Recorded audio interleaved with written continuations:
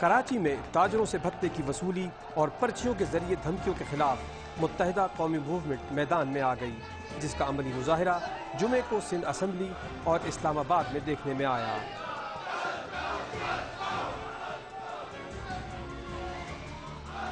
متحدہ قومی موومنٹ کی رابطہ کمیٹی نے کل پارلیمنٹ کے مشترکہ اجلاس کے بائیکاٹ کا اعلان بھی کر دیا ہے۔ بھتہ خوری کے خلاف ایم کیو ایم نے قومی اسمبلی میں احتجاج کیا اور شدید نعرے بازی کی۔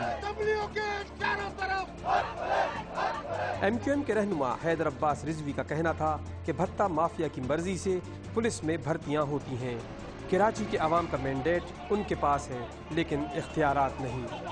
ادھر بھتہ خوری کے خلاف ایم کیو ایم نے سندھ اسمبلی میں شدید احتجاج ریکارڈ کرایا اور ایجنڈے کی کاپیاں پھاڑ دیں۔ حق پرست ارکان نے نشستوں پر کھڑے ہو کر احتجاج کیا۔ اسمبلی کی کارروائی تو چلی لیکن کان پڑی آواز سنائی نہ دی۔ متحدہ کے رہنما فیصل سبزواری کا کہنا تھا کہ کراچی یتیم اور لاوارث تھا، نہ ہونے دیں گے۔ یہ کسی ایک زبان بولنے والے کا مسئلہ نہیں ہے، یہ کسی ایک سیاسی سوچ رکھنے والے کا مسئلہ نہیں ہے، یہ مسئلہ ہے مظلوم کا اور ظالم کا، یہ مسئلہ ہے مجرم کا اور جن کے ساتھ جرم ہو رہا ہے۔ سوچنے کی بات یہ ہے کہ مجرموں کی سرپرستی کیوں کی جا رہی ہے۔ کراچی یتیم اور لاوارث نہ تھا اور نہ ہے اور نہ ہونے دیں گے۔